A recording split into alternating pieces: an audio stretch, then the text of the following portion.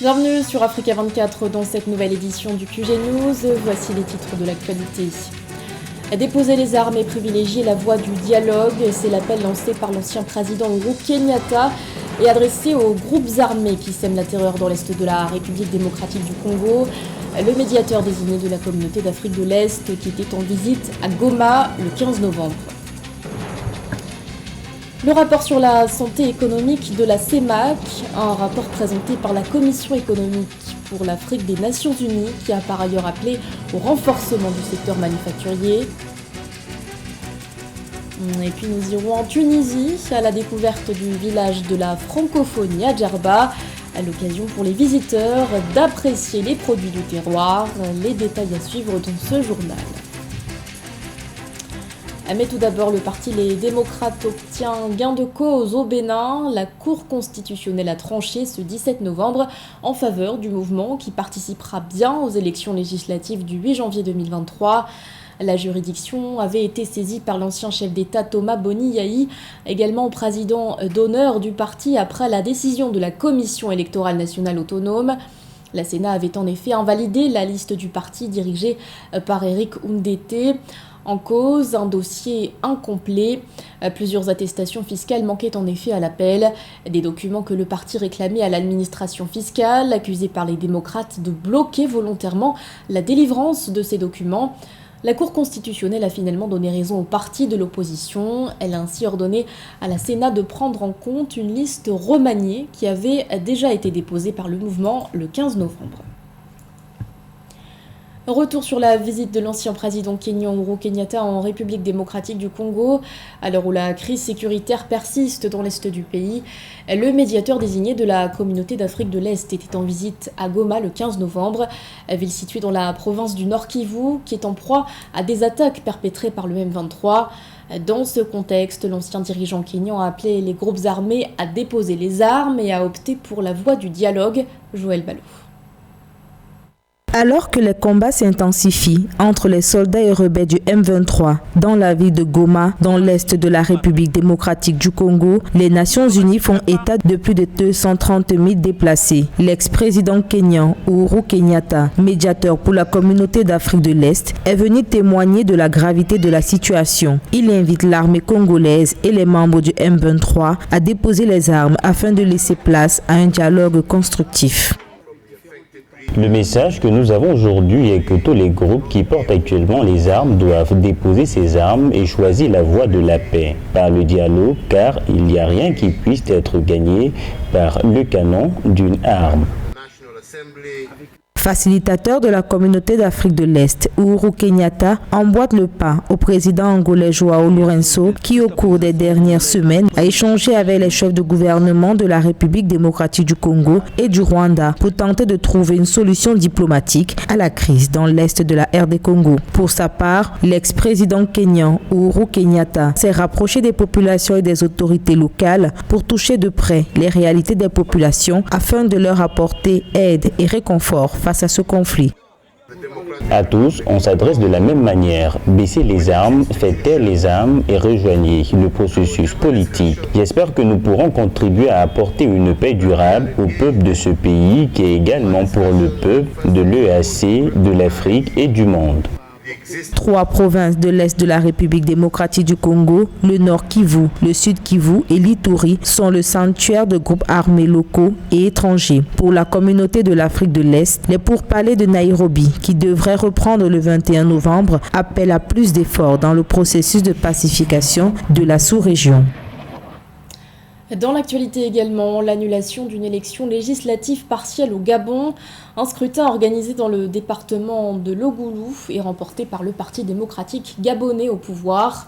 Mais la Cour constitutionnelle a décidé ce 15 novembre de donner raison à l'opposition qui avait déposé des recours après avoir contesté les résultats de l'élection. L'annulation de cette élection ne concerne qu'un candidat.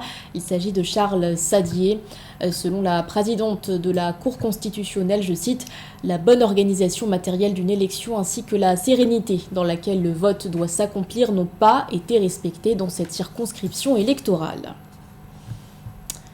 Quelle perspective économique pour la communauté économique et monétaire de l'Afrique centrale? La Commission économique pour l'Afrique des Nations Unies a présenté ce 16 novembre aux Seychelles un rapport sur la santé économique de la sous-région. Parallèlement, la Banque des États de l'Afrique centrale projette un taux de croissance de 3,6% en 2023. Nathalie Mou. Les économies d'Afrique centrale se relèvent des effets de la pandémie de Covid-19, 2 ans après l'apparition de la crise sanitaire. La Commission économique des Nations Unies pour l'Afrique, l'UNECA, voit une opportunité de croissance des indicateurs macroéconomiques de la sous-région. La transformation des économies est une solution que l'organe onusien propose pour retrouver les performances observées avant la survenue du Covid-19. Les pays d'Afrique centrale, eu égard à leurs très abondantes ressources naturelles, doivent être en mesure donc, de créer davantage de richesses qui permettraient de créer davantage d'emplois, davantage d'inclusion et donc qui leur permettrait donc de se mettre donc, sur une trajectoire de croissance durable et non une croissance fragile. Le 15 novembre 2022 aux Seychelles, l'UNECA a présenté un rapport sur la santé économique de l'Afrique centrale. Le document a montré les effets de la faible diversification économique dans la sous-région sur l'emploi. Dans cette zone où le taux de chômage moyen s'élève à 23,12%, l'UNECA exhorte les pays à éviter l'exportation des emplois grâce à la construction d'un secteur manufacturier de 2e et de 3e degré. Certaines mesures ont été prises et certains pays de la sous-région qui ont interdit par exemple que le bois soit exporté de manière brute. Il faut qu'au moins qu'il y ait un début de première, deuxième, troisième transformation avant qu'il ne soit exporté. En d'autres termes, nous disons que si vous exportez les produits à l'état brut, vous exportez en fait les emplois. Et c'est ce que nous voulons éviter. La Banque des États de l'Afrique centrale vise un taux de croissance de 3,5% au sein de la communauté économique et monétaire de l'Afrique centrale en 2022 avant de redescendre à 3,6% en 2023. Pour construire la résilience économique sous-régionale, les pays œuvrent à l'industrialisation et au relèvement du commerce intracommunautaire, au renforcement de l'attractivité des économies de la sous-région à travers l'amélioration du climat des affaires, ainsi que la réduction de la dépendance à l'exportation des matières premières. Comment favoriser davantage le développement du tourisme urbain en Afrique? La question a fait l'objet d'une réunion qui a regroupé des experts de la Commission économique pour l'Afrique des Nations Unies, de l'Afrique centrale et de l'Est aux Seychelles. Certains d'entre eux estiment que ce type de tourisme est plus inclusif et a des retombées plus importantes. C'est Séverin Ndouke. Selon le rapport 2017 de la Commission des Nations Unies pour le commerce et le développement sur le développement économique en Afrique, les recettes d'exportation du tourisme ont plus que triplé, passant de 14 milliards de dollars à près de 47 milliards de dollars. Ainsi, le tourisme représente environ 8,5% du produit intérieur brut de l'Afrique. À cet effet, la problématique du développement du tourisme urbain sur le continent a meublé les échanges entre les hauts commissaires et experts de la CEA, Afrique centrale et de l'Est, réunis depuis le 15 novembre 2022 à Victoria aux Seychelles. Quelles sont nos principales attractions? En Afrique, nous n'avons surtout que la faune avec les animaux sauvages et la plupart des Africains les ont vus et les connaissent déjà.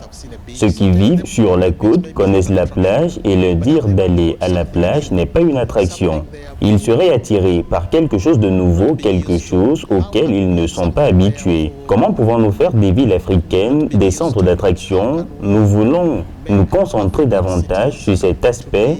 Les zones urbaines ne sont pas seulement des zones où les gens dorment et se rendent ensuite dans les zones rurales et les parcs pour visiter, mais des zones urbaines attractives. Le tourisme urbain, contrairement au tourisme traditionnel, permet un développement infrastructurel sans précédent en contribuant à l'amélioration et la réorganisation des espaces. Il est surtout un puissant vecteur de croissance économique et de création d'emplois à travers l'éclosion de métropoles modernes et industrialisées, avec pour conséquence l'amélioration des moyens de subsistance. Nous considérons le tourisme urbain comme l'un des moyens de rendre le tourisme plus vaste, plus inclusif et plus bénéfique. Si vous avez plus de gens qui viennent dans une ville en tant que zone urbaine, les Africains sont donc plus susceptibles de séjourner dans un certain nombre d'établissements d'hébergement. Ils sont plus susceptibles de manger dans un restaurant de nourriture locale que dans un hôtel 5 étoiles. Ils sont plus susceptibles de vouloir voir des gens autour d'eux. C'est pourquoi je dis que le tourisme urbain a un effet de retombée plus important. Véritable vecteur de développement, le tourisme urbain sur la dernière décennie a permis un boom économique dans certains pays africains, à l'instar de l'Afrique du Sud, du Maroc, de l'Égypte ou encore de l'Éthiopie. Nous partons à présent en Tunisie, qui s'apprête à accueillir le 18e sommet de la francophonie. En amont de ce sommet, le village de la francophonie a été inauguré dans la ville de Djerba. L'occasion pour les exposants de mettre en lumière les spécialités tunisiennes. Reportage de notre correspondant fraterne d'Akaï Senga. Primé plusieurs fois au concours tunisien des produits du terroir, Ibthel Barek défend très bien le bio avec sa gamme des produits cosmétiques à base de la figue de Barbarie. Au village tunisien de la francophonie à Djerba, la docteure en sciences biologiques et de la biotechnologie ne se limite pas qu'aux produits cosmétiques pour hisser haut le drapeau de la Tunisie. Donc là, je suis pour présenter les issues en fait d'hydrolat et de cactus finalement, le figue de Barbarie, qu'on essaye de mettre en valeur en vinaigre, en huile et aussi on l'introduit dans les produits cosmétiques et aussi en fait même les déchets on est en train de voir une autre façon en fait de les valoriser. Les produits tunisiens du terroir, c'est aussi des feuilles de Corée oasiennes, de la grenade de Tunisie, du café noafé ou encore de l'huile d'olive, tous fabriqués en Tunisie par des jeunes entrepreneurs locaux. On a amené nos spécialités tunisiennes, la harissa, la fameuse harissa, mais à notre façon revisitée. On a mis une touche, donc on a une variété de harissa. Par exemple, on a la classique, la harissa tunisienne classique et amazir, et même on a la harissa juif d'origine nabulienne. On a aussi harissa menthe, romarin, revisité avec plusieurs goûts. On a pensé à retoucher nos plats traditionnels pour que la cuisine moderne, qu'on utilise ces produits dans la cuisine moderne. Pour faire, par exemple, la harissa, on peut faire l'apéritif avec la harissa et la tomate séchée pour parfumer des plats. Ou bien dans les pâtes, on peut la mettre donc pour moderniser nos produits de terroir. Chaque année, la Tunisie organise un concours des produits du terroir dont les objectifs sont entre autres d'encourager l'amélioration de la qualité et l'augmentation de la valeur ajoutée et de booster la commercialisation et l'exportation. Le village de la francophonie est également un espace privilégié où ces jeunes entrepreneurs démontrent leur savoir-faire et bénéficient d'une meilleure visibilité. Alors que l'Ouganda fait actuellement face à une épidémie d'Ebola, l'Organisation mondiale de la santé a donné son aval pour que 3 vaccins candidats contre la maladie soient inclus dans un essai clinique. Une information divulguée ce 16 novembre par le directeur général de l'OMS, Tedros Adhanom Ghebreyesus. Depuis fin septembre, la souche soudanaise d'Ebola circule dans le pays. L'Ouganda et l'OMS sont convenus de tester les vaccins développés notamment par le Sabin Vaccine Institute basé aux États-Unis et l'Université d'Oxford. Corinne Kandem. L'Ouganda et l'OMS vont tester des vaccins pour combattre l'épidémie d'Ebola dans le pays. Les essais seront menés avec le soutien de l'Université ougandaise de Makerere ainsi qu'avec la Coalition for Epidemic Preparedness Innovation et l'Alliance du vaccin. S'adressant aux journalistes ce mercredi 16 novembre depuis Bali, en Indonésie, où il assistait au sommet du G20, le directeur général de l'OMS, Adhanom Ghebreyesus, a déclaré que les premières doses de vaccins contre Ebola devraient être expédiées vers l'Ouganda la semaine prochaine. Aujourd'hui, j'ai le plaisir d'annoncer qu'un comité d'experts externes de l'OMS a évalué 3 vaccins candidats et a convenu que les 3 devraient être inclus dans l'essai prévu en Ouganda. L'OMS et le ministère ougandais de la Santé ont examiné et accepté la recommandation du comité. Nous nous attendons à ce que les premières doses de vaccins soient expédiées en Ouganda la semaine prochaine. Un groupe distinct d'experts a sélectionné 2 thérapies expérimentales pour un essai, ainsi qu'un plan d'essai qui a été soumis pour approbation par l'OMS et les autorités ougandaises. Suite à la déclaration de l'épidémie en Ouganda le 20 septembre, le virus s'est propagé à 7 districts dans la capitale ougandaise, Kampala, augmentant ainsi les risques de propagation à l'intérieur du pays et au-delà des frontières. Intégrer la recherche dans la riposte contre l'épidémie, c'est l'idée derrière cet essai clinique qui a 2 objectifs: évaluer les vaccins candidats potentiellement efficaces et contribuer à mettre fin à cette épidémie et à protéger les populations à risque à l'avenir. Nous avons tous une incertitude quant à l'évolution de l'épidémie et nous ne savons pas combien d'anneaux peuvent être formés dans le cadre de l'essai. Mais ce que nous pouvons dire, c'est que l'OMS, les partenaires et les développeurs se sont engagés à randomiser ces vaccins afin que nous puissions générer des preuves solides qui nous permettraient de savoir si un ou plusieurs d'entre eux ont l'efficacité que nous recherchons. Depuis la semaine dernière, 6 nouveaux cas confirmés et 1 cas probable d'Ebola ont été enregistrés en Ouganda, portant le total à 141 cas confirmés et 22 cas probables. 73 patients sont guéris. Il y a également eu 2 autres décès confirmés d'Ebola et 1 décès probable, pour un total de 55 décès confirmés et 22 décès probables. Dans l'actualité sportive à présent, déception pour les supporters des Lions de la Teranga. Sadio Mané ne participera finalement pas au Mondial 2022 qui s'ouvre dans quelques jours au Qatar. Le Ballon d'Or africain a déclaré forfait, une information divulguée ce 17 novembre par la Fédération sénégalaise de football.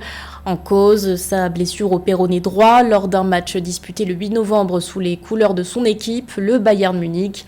Si dans un premier temps, le sélectionneur des Lions, Aliou Cissé, s'était montré optimiste, le médecin de la sélection, Manuel Afonso, a finalement annoncé que l'évolution de sa blessure n'était pas favorable. Il a précisé par ailleurs que l'ancien joueur de Liverpool doit prochainement subir une intervention chirurgicale. Ce journal a été réalisé par l'ensemble de la rédaction. Merci de votre fidélité. L'actualité continue sur Africa 24.